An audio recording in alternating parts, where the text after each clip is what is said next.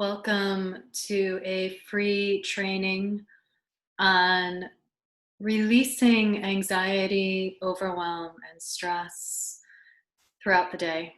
So, these are tools that you can do pretty much anywhere, anytime, and cultivating calm, grounding, and love.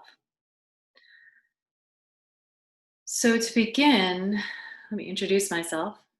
My name is Danny Dunkley. I am a true fulfillment, self care coach and teacher, I'm also a yoga teacher, wellness teacher. And I help people, primarily women, who struggle with anxiety and overwhelm. So I help bring you back to a place of calm, of grounding, of love, and of presence. And really, I do this, it's not unique to me. I learned this from my teachers. There are amazing people out there teaching this, like Tara Brach, Gabrielle Bernstein, Thich Nhat Hanh, Pema Chodron. And it's really all about being intimate with yourself. So allowing yourself with love, with compassion, to feel discomfort, to feel anxiety, to feel anxious, to feel stressed, to feel overwhelmed, to feel vulnerable, and to be with your feelings, to be with yourself just as you are. The incredible, perhaps on the surface, paradox of that practice is that it's only through being present, through feeling everything that you are feeling, especially what you don't want to be feeling, what's uncomfortable to feel, that those feelings can begin to release.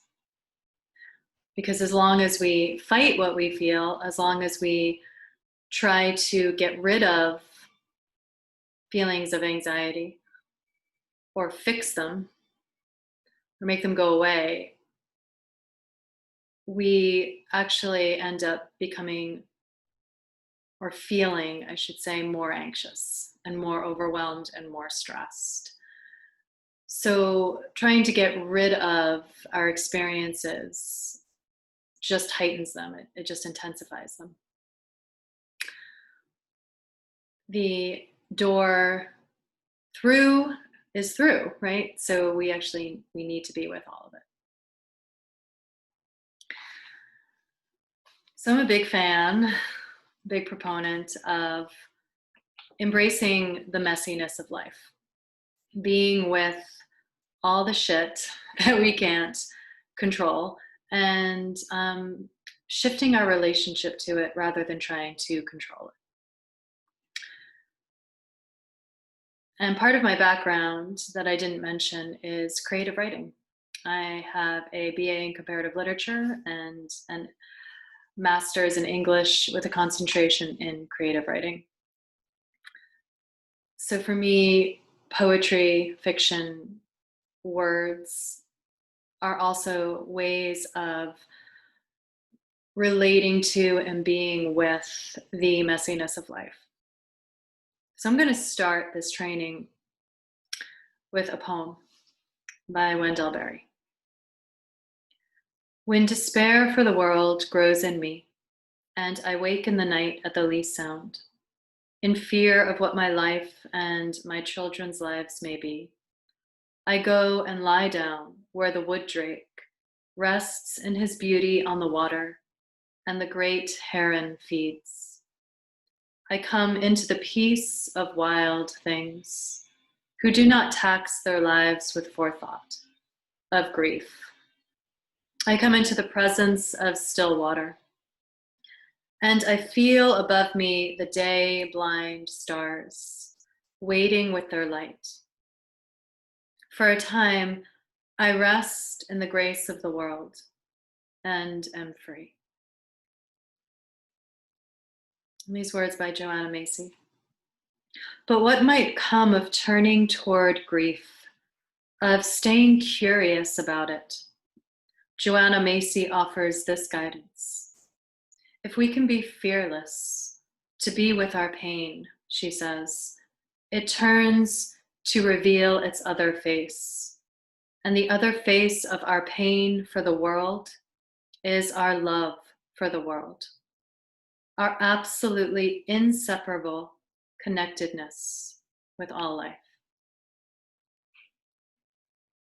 Dr. Rachel Naomi Remen, a pioneer in the human agenda in medicine, says, the basic qualities of the Hippocratic Oath are not scientific qualities, but spiritual qualities of human response and connection.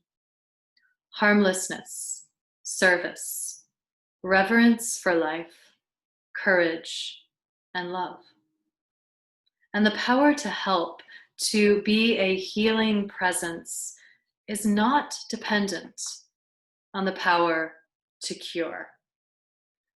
So again, it's not about curing anxiety. It's not about curing anxious feelings. It's not about curing stress or overwhelm or grief or vulnerability.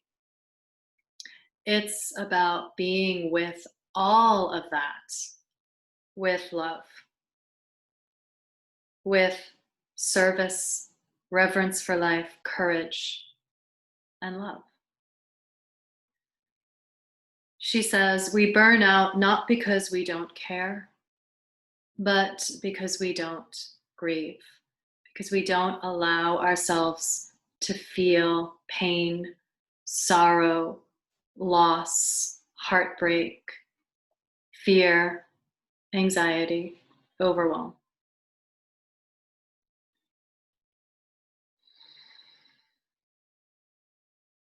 Be with it all.